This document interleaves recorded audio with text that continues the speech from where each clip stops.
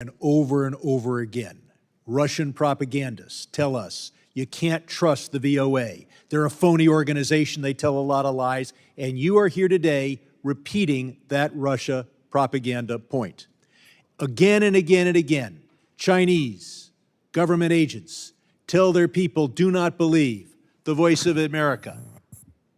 They tell lies. And you are here repeating that Chinese propaganda point.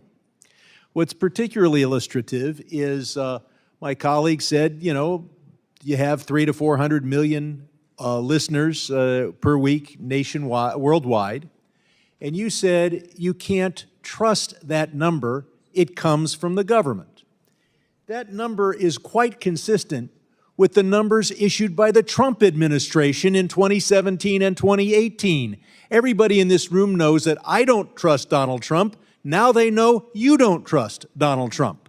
Having administered that agency for 4 years, issues numbers as to how many listeners they have, and you say don't trust them. That's because now, excuse me, it's my time. Ms. Lake, do you know the rules here? Follow the rules. Now, you had your opening statement. This is my 5 minutes. Mr.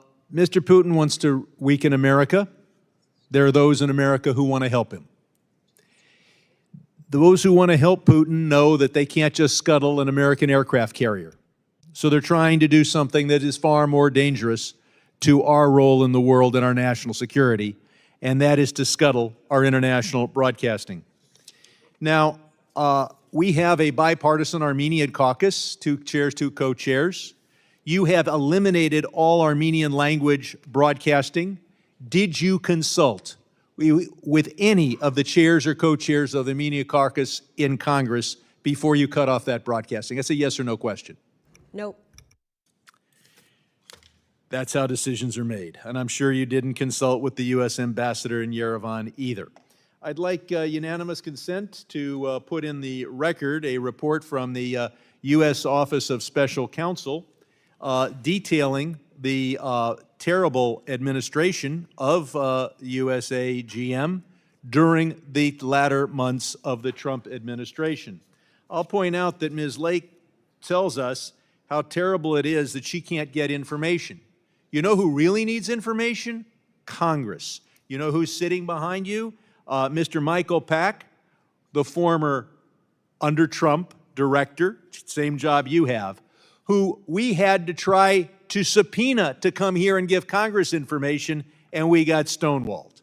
But had we had Mr. Pack here, in your testimony, you talk about how there's waste, and we would have detailed all the waste of your Trump-appointed predecessor and how the $1.6 million of personnel claims that you cite occurred chiefly under the Trump administration. So you're here basically saying that you don't think that we can't have international broadcasting because you can't run it. The idea that you say, well, China is telling Voice of America how to broadcast. Of course you try to interview Chinese diplomats. You interview members of Congress. That does not mean, you know, I tell all the LA Times what they should do all the time. They tend not to listen. Every journalist is given advice by everybody in the world all the time. Now, I think Ms. Kim did a good job of illustrating the problems with closing down our broadcasting efforts. Our soft power is of critical importance, and I think Putin would be very happy.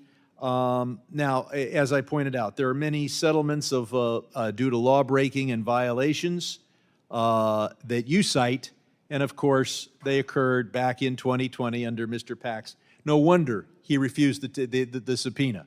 No wonder he wouldn't testify here. No, I will give you credit. You're here.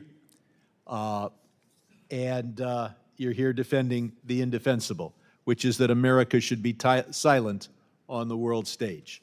Our ability, bombs are powerful. Truth is more powerful. Taking the bombs away from our military would be bad. Taking truth away from our public diplomacy efforts is worse. I yield back. I now recognize my